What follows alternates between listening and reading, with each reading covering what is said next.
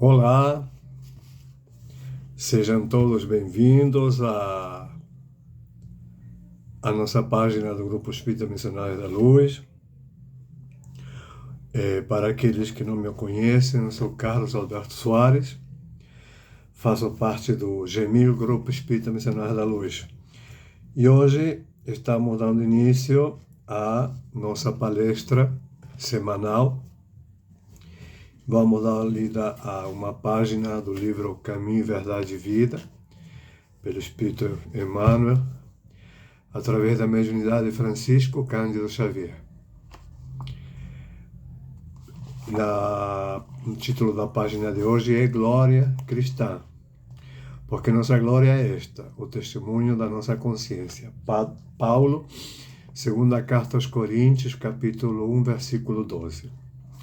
Desde as tribos selvagens que precederam a organização das famílias humanas, tem sido a Terra grande palco utilizado na exibição das glórias passageiras.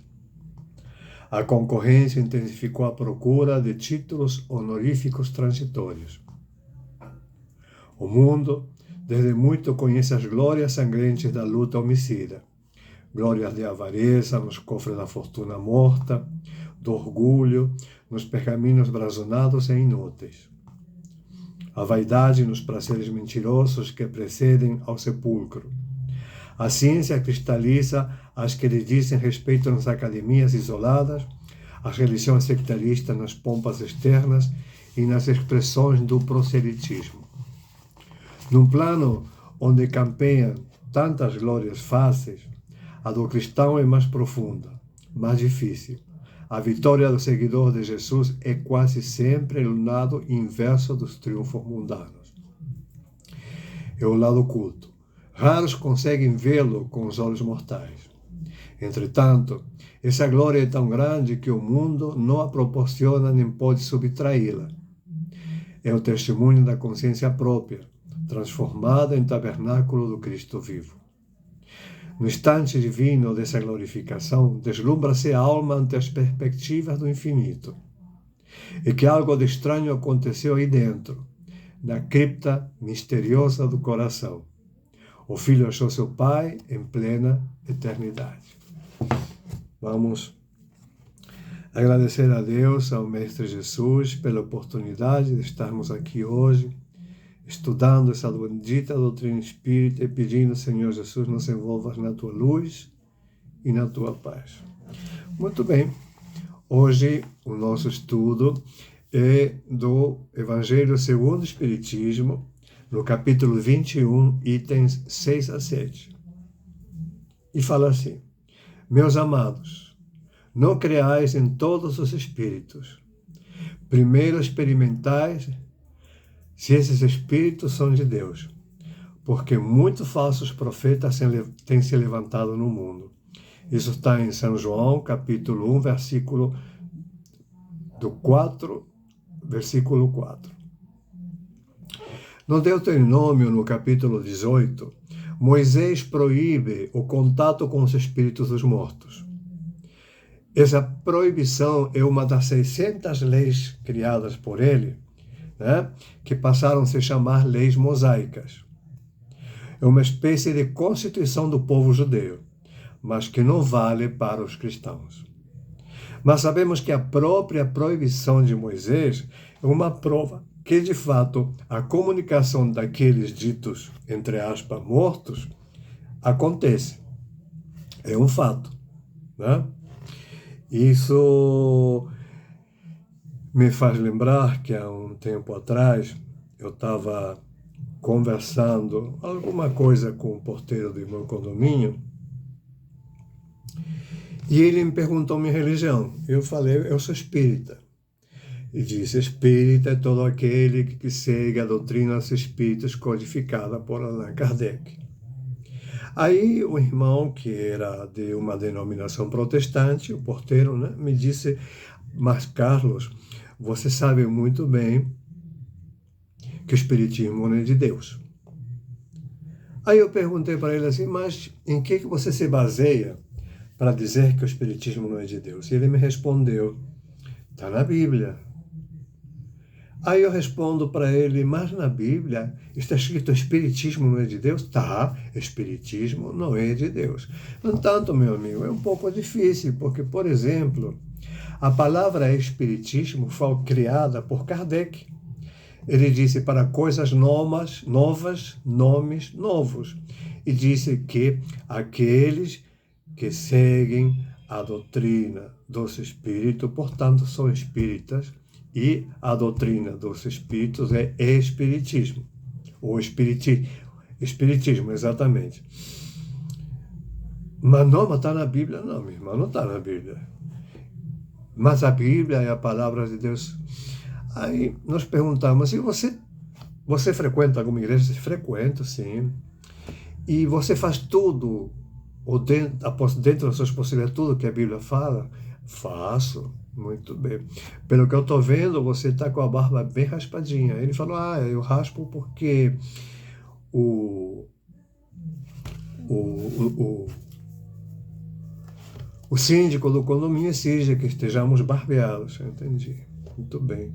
No entanto, segundo a Bíblia, você teria que sofrer uma punição, porque não é muito decente que o homem esteja sem barba. Você gosta de siri, caranguejo, polvo, lula, camarão? Adoro uma caldeirada. No entanto, meu irmão, na Bíblia diz que esses alimentos são alimentos impuros. A sua esposa veste 2 peças de roupa de diferente trama de tecido, ela veste uma blusa de algodão e uma calça jeans. Então ela deve ser apedrejada até morrer, porque na Bíblia diz que Deus não gosta disso. A sua esposa participa da sua igreja? Participa, inclusive ela dirige culto. No entanto, está errado, porque o apóstolo Paulo disse que quando a mulher quiser saber de alguma coisa, que pergunte ao marido em casa, porque não é muito decoroso que a mulher fale na igreja. Então nós vemos, meus irmãos, que nem tudo é desse jeito. Mas nossos irmãos falam, a Bíblia foi escrita por Deus. Não, a Bíblia não foi escrita por Deus. A Bíblia foi escrita por homens inspirados por Deus. Deus é perfeito, mas os homens não. Os homens são falhos. E é bom esclarecer que a proibição de Moisés, que ele proibiu foi a necromância, que consistia na adivinação por evocação dos mortos, E na proibição de Moisés, que nossos irmãos de outras denominações cristãs se baseiam para contestar o Espiritismo.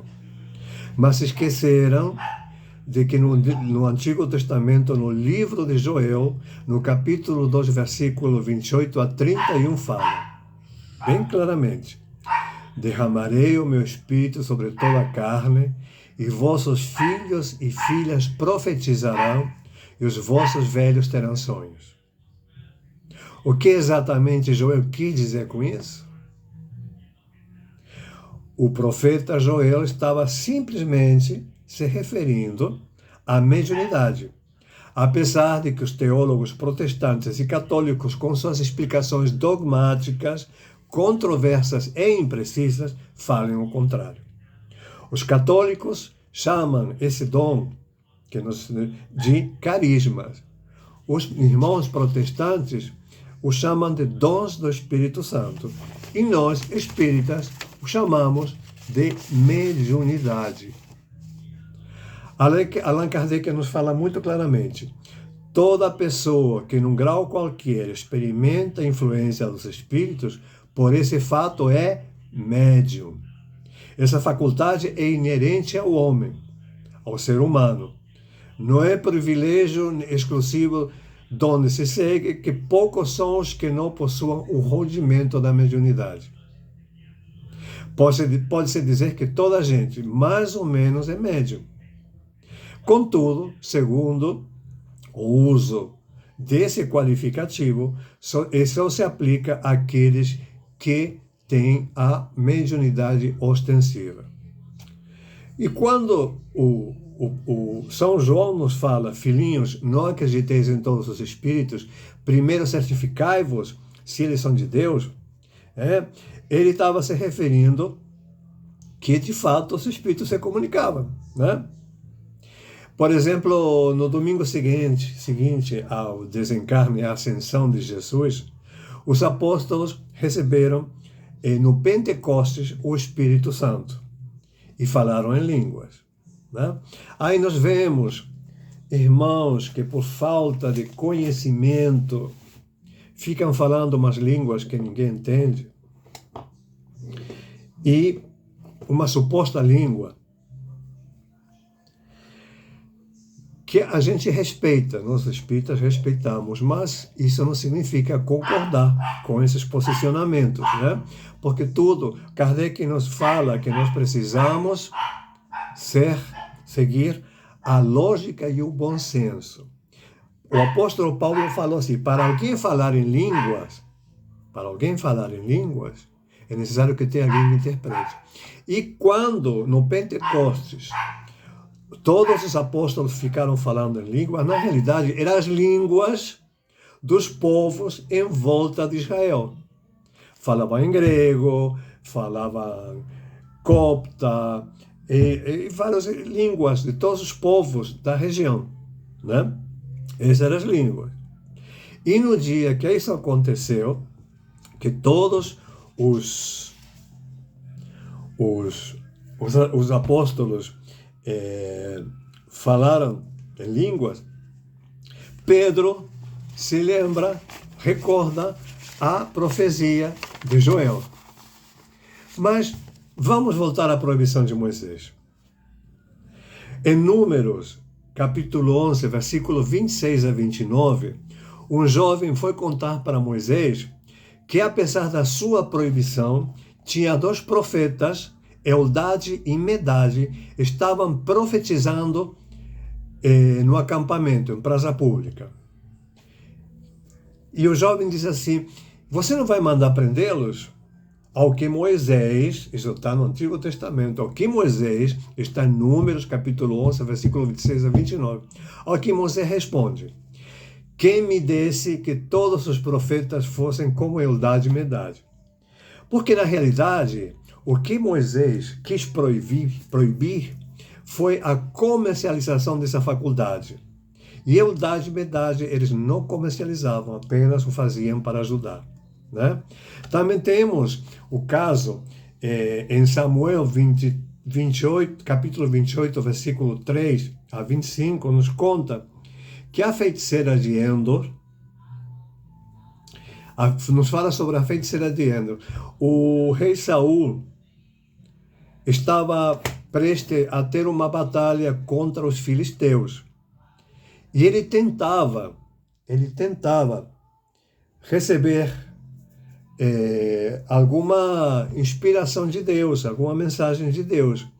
E Deus não respondia, nem através do Urim Tumim, nem através dos sonhos. O que é Urim Tumim? Urim Tumim, todos os sacerdotes do templo tinham um peitoral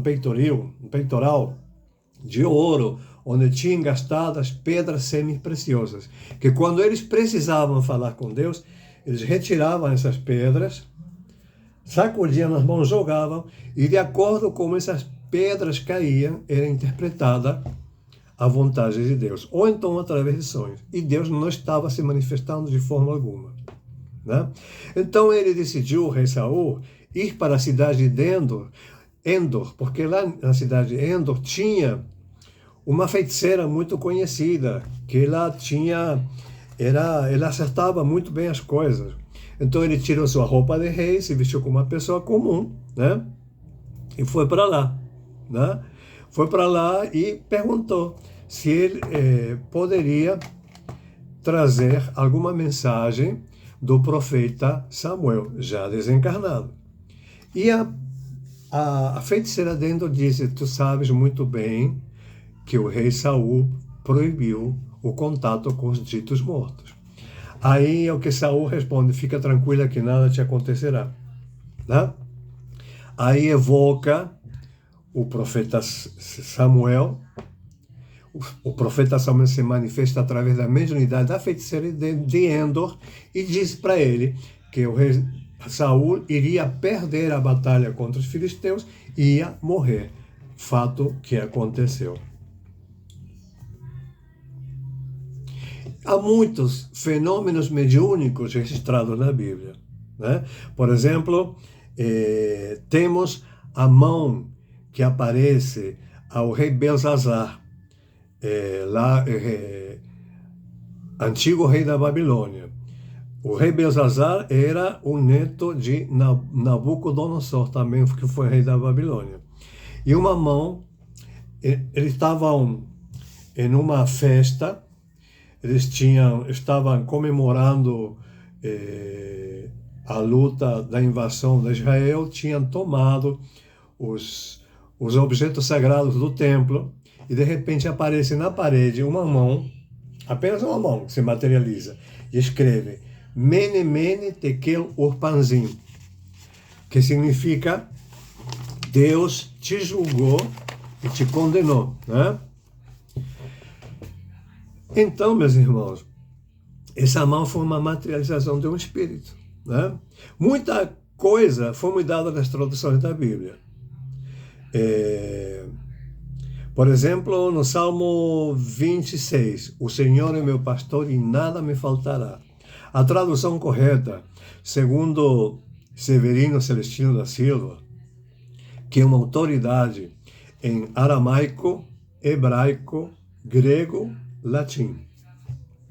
Na realidade, a tradução correta seria: o Senhor é meu pastor e não me faltará. Na primeira tradução está sendo mais uma conotação materialista, nada me faltará. Mas na realidade é: o Senhor é meu pastor e não me faltará. Ou seja, Deus não nos vai faltar nos momentos mais difíceis da nossa vida, nas dificuldades. Ele vai nos amparar. Né? Severino Celestino da Silva, entre outros livros, é autor do livro Analisando as Traduções Bíblicas. Né? Esse livro tem uma dedicatória feita por um rabino, que agora não lembro o nome, que é uma autoridade mundial nessas línguas. Latim, hebraico, aramaico, grego. Se não me engano, copta, não tenho certeza. Né? E ele faz um elogio à tradução perfeita que Severino Celestino da Silva fez. Né? E, por exemplo, em Mateus capítulo 17, versículo 11 a 13, Jesus pergunta a Jesus: Senhor, por que Elias tem que voltar e restabelecer tudo? E Jesus responde: em verdade vos digo que Elias já esteve entre vós e vós não reconhecestes. Fizeram deles que bem lhes aprove. Então, no próprio Novo Testamento está escrito assim: Então, os apóstolos entenderam que Jesus estava se referindo a João Batista. João Batista que era uma reencarnação do profeta Elias. E vamos estabelecer um link entre o profeta Elias e João Batista. O profeta Elias, ele tinha uma implicância muito grande com a rainha Jezabel. Né? A chamava de adúltera, prostituta, etc, etc, etc. E o rei Acabe, que era o marido da rainha Jezabel, tinha muito medo do profeta Elias. Parece que houve um desafio, e o profeta Elias desafiou os sacerdotes do templo de Baal. Eles colocaram uma pilha de lenha e os sacerdotes de Baal ficaram dançando e orando em torno da lenha para que o deus Baal mandasse do céu um raio, um fogo e queimasse a lenha. Eles ficaram muito tempo dançando e orando e nada aconteceu. Quando chega a vez do profeta Elias, o profeta Elias manda molhar aquela lenha, se ajoelha, ora, e do céu cai um fogo que queima a pilha de lenha. Então, o que acontece? O profeta Elias manda passar pela faca todos os sacerdotes do templo de Baal. Aí a rainha Jezabel tenta matar o profeta Elias, mas não consegue. Muitos anos e anos depois, João Batista, anunciando a vinda do Messias, ele também implicava com a rainha Herodias e com o rei Herodes. Herodias tinha ódio mortal dele e o rei Herodes tinha medo, né? E que não sabemos muito bem o que aconteceu. A filha Salomé, filha da rainha Herodias, pede a cabeça de João Batista numa bandeja de prata. E vem acontecer que a lei de ação e reação. Em vida passada, o profeta Elias manda cortar a cabeça dos sacerdotes do templo de Baal, e nessa vida acontece a mesma coisa com ele. Não é castigo, é apenas lei de ação e reação, né? Então, nós vemos que os espíritos se comunicam desde o primórdio dos tempos. Falar que é o diabo, é o Satanás que se comunica conosco, fazendo-se passar pelo espírito do ser amado, é puro desconhecimento das leis que regem o universo. Os detratores do espiritismo falam que ao morrer vamos dormir até o dia do juízo final, né? Em Hebreus, capítulo 9, versículo 27 a 28, Paulo diz assim: como ao homem está ordenado morrer apenas uma vez. De fato, ao homem está ordenado morrer apenas uma vez, e logo a seguir vem um juízo. Perfeito. Por exemplo, eu sou Carlos, mas eu não sou Carlos, eu estou Carlos. Eu sou um espírito imortal que vem ao longo de muitas e muitas eras reencarnando e evoluindo. Quando eu desencarnar, de fato, eu vou enfrentar o juízo. E o juízo, vou enfrentar o tribunal mais severo que um espírito humano pode enfrentar, que é o tribunal da própria consciência, onde nenhum ponto, nenhuma vírgula serão passados em branco, né? Então só se vive uma vez. Só uma vez eu sou Carlos, mas sou sempre o espírito imortal, que vai usando corpos como ferramentas, através das quais eu irei evoluindo. Quando o São João nos adverte para não acreditar em todos os espíritos, é porque ele sabia que tem espíritos bons, mas também tem espíritos maus. E os espíritos maus são enganadores, né? Na questão 459 do Livro dos Espíritos, Allan Kardec pergunta aos imortais: influem os espíritos em nossos pensamentos e atos? E os espíritos respondem: influem, que a tal ponto são eles que vos dirigem. Temos nos fenômenos espíritas a comprovação da existência do mundo espiritual. E através de uma pesquisa séria, Allan Kardec expõe os falsos cristos e os falsos profetas. Não existem milagres, muito menos o sobrenatural. Tudo obedece a leis criadas por Deus, leis perfeitas. São leis naturais, assim como a física, a química, a astronomia, a geologia, que revelaram as leis do mundo material. O Espiritismo vem nos revelar as leis do mundo espiritual. O Espiritismo nos revela outra categoria, bem mais perigosa que os falsos cristos e os falsos profetas, que se encontram entre os homens, mas entre os desencarnados, a dos espíritos enganadores, hipócritas, orgulhosos, pseudo-sábios que passaram na Terra para o mundo espiritual e que às vezes tomam nomes venerados. Como saber se o espírito que se comunica conosco é do bem? Pelo conteúdo da sua comunicação. Espíritos do bem nos aconselham a prática do bem, do amor, da caridade, da reforma interior, a domar as nossas más tendências. E na questão 886 do Livro dos Espíritos, Kardec pergunta aos imortais como é que Jesus entendia a caridade. E os Espíritos respondem, acho que é uma das questões mais favoritas minhas, na questão 886 do Livro dos Espíritos. Como é que Jesus entendia a caridade? E os Espíritos respondem: benevolência para com todos, indulgências para as faltas do próximo e perdão das ofensas. Então, quando o Espírito vem e nos recomenda agir dessa forma, ele é do bem. Se ele nos recomenda agir de forma errada, isso mesmo, para de falar, briga, faz isso, faz aquilo, com certeza ainda não é um espírito bom.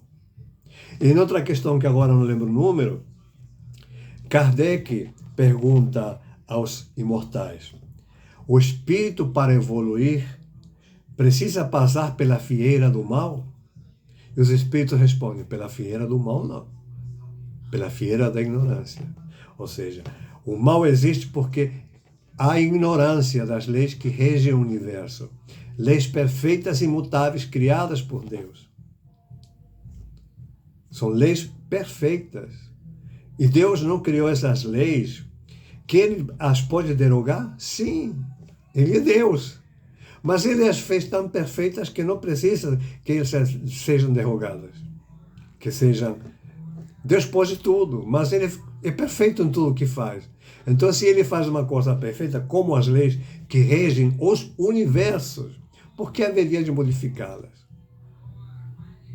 Outra coisa, por exemplo, se fala muito na ressurreição de Lázaro. Jesus ressuscitou Lázaro, que estava, acho que há 4 dias morto.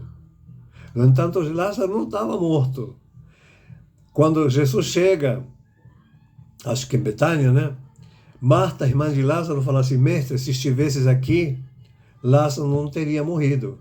E Jesus responde: a doença de Lázaro não é de morte. Quando Jesus ressuscita a filha de Jairo, Jesus fala: a menina apenas está dormindo. Deus curou, Jesus curou leprosos, devolveu a visão aos cegos, fez andar paralíticos, mas tudo por ser um espírito puro, que alcançou a máxima evolução que o espírito humano pode alcançar. Ele era conhecedor de todas as ciências, manipulava os fluidos, e ele conseguiu limpar os leprosos, devolver a visão aos cegos. Então é muito importante. Recomendo o livro Analisando as Traduções Bíblicas de Severino Celestino. Eu tinha por aqui, mas eu não estou achando hoje. Mas, meus irmãos, vamos estudar, vamos procurar o Pentateuco Espírita, Livro dos Espíritos, Livro dos Médiuns, Evangelho segundo o Espiritismo, o Céu e o Inferno e a Gênese, que é o Pentateuco Espírita. E tem também obras póstumas, que foram um livro publicado pela esposa de Kardec após o desencarne de Kardec, onde tinha muitas anotações e muito interessantes. Então, meus irmãos, agradeço a todos vocês, que a luz do Senhor Jesus nos envolva. Até a semana que vem, na segunda-feira, que tenhamos uma noite de descanso, de reconforto espiritual, e que os nossos guias espirituais nessa noite possam nos levar às colônias astrais para que a gente continue nosso aprendizado, para tornar a nossa encarnação atual possamos aproveitar mais através da prática do bem. Muita paz e até a próxima. Tchau, tchau.